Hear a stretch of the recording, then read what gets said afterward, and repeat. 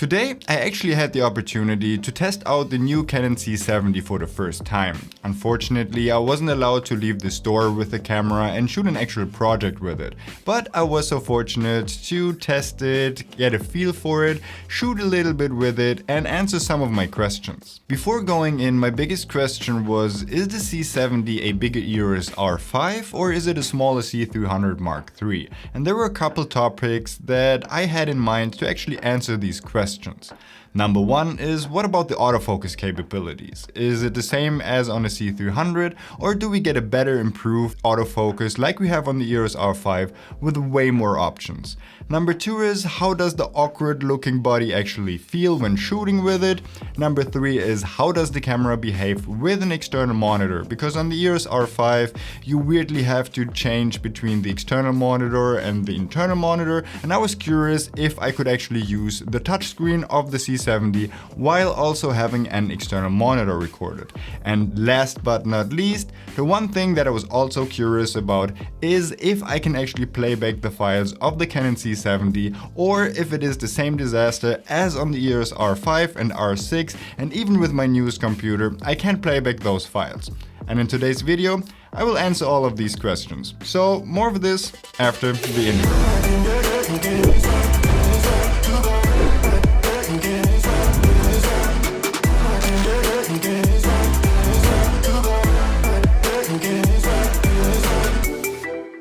So first of all, let's address the biggest kind of ugly looking elephant in the room, and that is the body and shape of the new Canon C70, because it kind of looks like a C300 Mark III and a 1DX had a one-night stand after a Nickelback concert, and the C70 is the drunken, regretful result.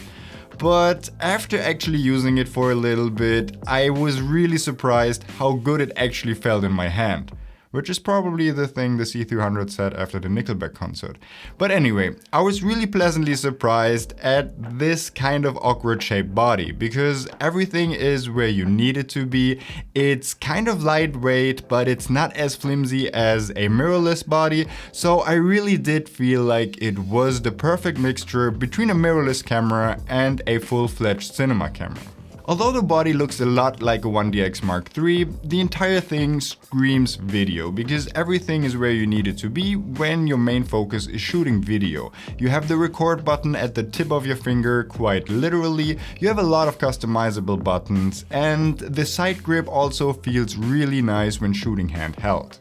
The entire body is a little bit bigger than I expected, and yeah, it does feel like you take a C300 Mark III and just chop it off in the middle, and that is not necessarily a bad thing, because it's really plain and even on the back, although it looks a little bit clunky. But when you actually use it, I really did feel like the ergonomics of the thing are actually quite usable, and I was a little bit surprised by that. When seeing some pictures online, it really looked like a little bit bigger Blackmagic Pocket 6K, but it really does feel a lot better than the Blackmagic, and it feels way less than a photo camera and actually feels like some kind of video camera. So I was a little bit surprised by that, but pleasantly at that.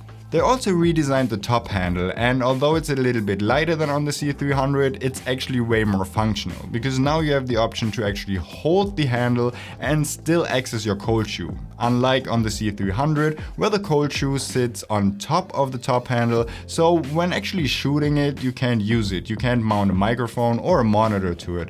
So at least with the new top handle, you have the option to do so, and that is quite an improvement.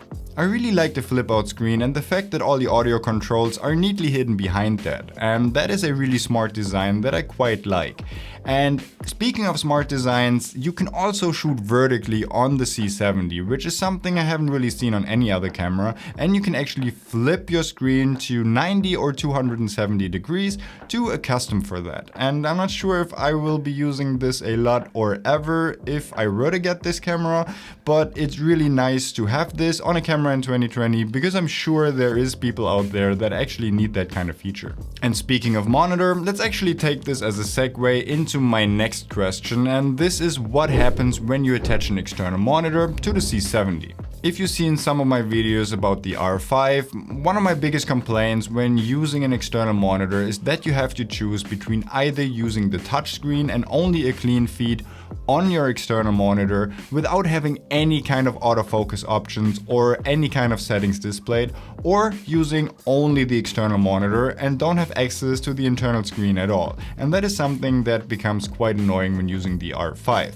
But the C70 actually made completely do on that, and it behaves like a C300 Mark III. You have all the options in the menu to customize what kind of settings you want to have on your external monitor and still use the internal touchscreen and also do touch to focus when the external monitor is attached. So in this way it really behaves like a cinema camera, and that is a good thing. Unfortunately, as you already know by now, the camera only features an HDMI port. Luckily for us, it's a full-size HDMI, but we don't have any SDI or monitor out options, which is something that I would really miss when switching from the C300 to the C70. Unfortunately, I'm not allowed to show you any of the footage that I shot on the C70 because it was still a pre-production model. But let's be honest, we were basically a bunch of nerds in a basement wearing masks talking about cameras. So not much to see there anyway. But what I can do is I can talk about my experiences, how my computer handles these files. So when shooting up to 25 frames, you have an all-eye codec, and that is an intro codec that is usually quite easy to edit. And I can confirm that. When shooting in 4K 25, I had absolutely no problem of playing back these files on my iMac, and that is definitely a good thing to know. But when going higher than 25 frames, you don't have the option of shooting an all-eye codec anymore, and you have to shoot in a long GOP XAVC codec. And my computer could not handle these files.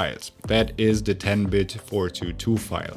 And I really had a hard time, and my computer was struggling, and as I've mentioned in a couple of the last videos, I have the newest iMac 2020, and like I said, the computer wasn't able to handle that.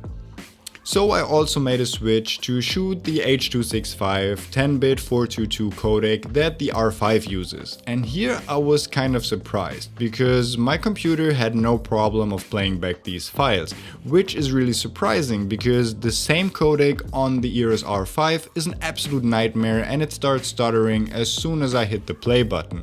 So I don't know what's going on here, and I'm not 100% sure if I did make a mistake and maybe even recorded a 420 by accident, but I don't really think so, and this is something that I don't know what is going on here.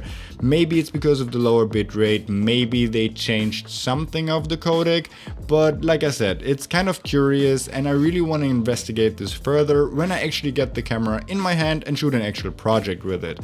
So for now, I still think that the codecs are quite cool because you have different options, and depending on what kind of computer you shoot with, edit with, actually, there is probably a codec for you. Last but not least, let's talk about the autofocus capabilities of the C70. And if you've seen my C300 Mark III review, I was a little disappointed in the autofocus capabilities of the C300 Mark III.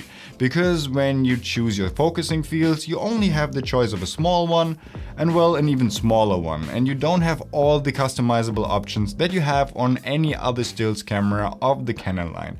Like the small focusing fields or the eye autofocus, all that is missing on the C300 Mark III, and unfortunately it's also missing on the C70. When it comes to autofocus options, the C70 is an exact mirror of the C300 Mark III or C500 Mark II, and you don't have any additional options to use the autofocus with. The Canon rep that I spoke to highly praised the autofocus capabilities of the C70 and said that it's actually the autofocus of the R5, which at this stage I couldn't confirm at all. We also had our R5 with us to shoot the B-roll, and it was night and day. We were all wearing masks, and the C70 had a hard time finding any faces. Randomly, once in a while it actually found one, but comparing it to the R5 had no problems of of finding any face as soon as possible and even locking onto the eye, no matter if you were wearing a mask or even glasses. So there definitely is a huge difference between the autofocus of the C70 and the EOS R5.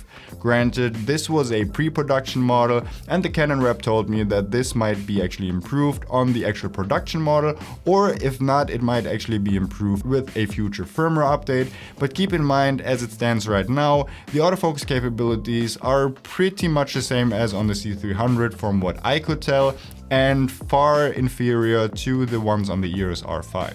So now that I was fortunate enough to answer all of these questions, I can honestly tell that the C70 is definitely more of a smaller version of a C300 than it is a glorified mirrorless camera that doesn't shoot stills. And that, in my books, is definitely a good thing.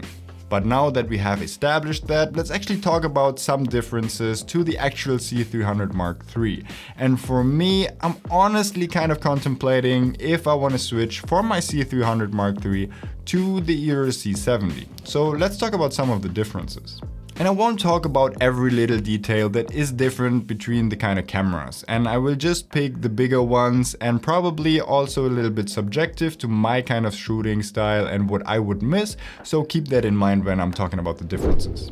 The biggest difference is obviously the RF mount, and also having an R5, I would love to have one set of RF mounts on all of my cameras, so I only have one set of RF lenses, and if I wanted to, I could easily adapt EF lenses to it, but don't have to carry around two sets of lenses. So this for me is the biggest advantage of the C70 and probably the main reason I would switch to the C70 if I would actually do so.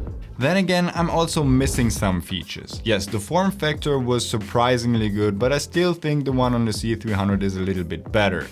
Granted, it's not as good for gimbal work. For example, if I throw it on the Crane 3S, I need to unscrew the top handle and the monitor as well as the side grip. And on the C70, I wouldn't have to do any of that. I could just use the camera as it is, put it on a gimbal, and also just unmount it and use it handheld. And that is a really big advantage of the C70. Then again, if I want to have a small camera that is really versatile and I don't want to shoot with external monitors and all that kind of stuff, why not just go with the R5? The dynamic range is worse, and that I've already established in my behind the scenes of the EOS R5, but there might be an update coming soon, so I kind of want to put a pin into that kind of topic, and I'm really undecided when it comes to that. One thing I would really miss though is the SDI out, because when using it on a gimbal or just with an external monitor, I have come to love the option of actually shooting with an SDI cable, because SDI cables are just a lot stronger, they're also longer and more flexible, especially for gimbal work. This is something that I really do like. Another big difference is the modularity of the C300 Mark III. You can rig this camera out for way bigger productions with V-mount batteries, extension units, a PL mount.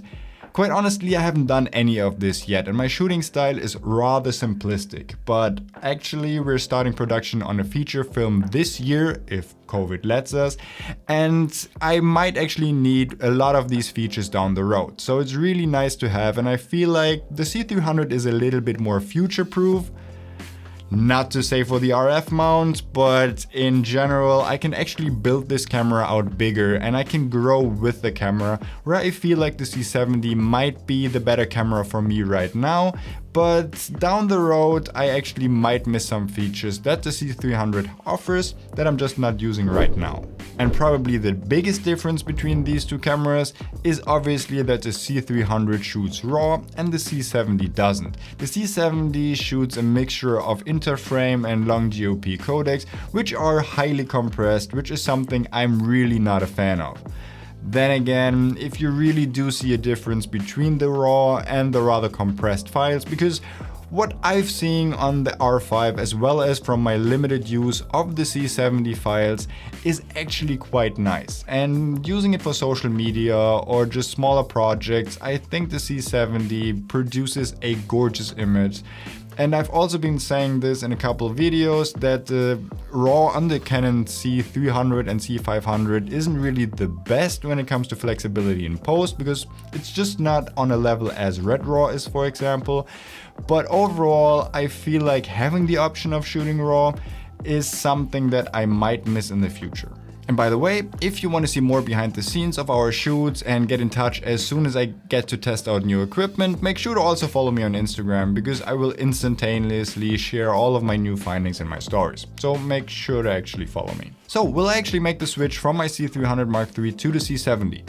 I have absolutely no idea. And as it stands right now, I'm actually quite happy with what I have. I have the C300 for really big productions, and I have the R5 for a lot of really fast-paced run and gun style. But that doesn't say that the C70 isn't a near perfect camera for a lot of one-man band crews or even small teams out there, because I think that Canon really nailed it with the C70. Minus a couple of quirks, but we'll have to see this when the camera actually comes out and when I will be able to shoot 1 or 2 projects on it. But overall, I think that the C70 is going to be a great camera for a lot of people out there, and especially for the price point, I think this could be an amazing camera. So there you have it, this was my first impression of the new Canon C70, and if you like this video, actually like this video, and if you want to see more behind the scenes in camera tests and reviews and tutorials, make sure to subscribe to our channel, and I hope to see you on the next one.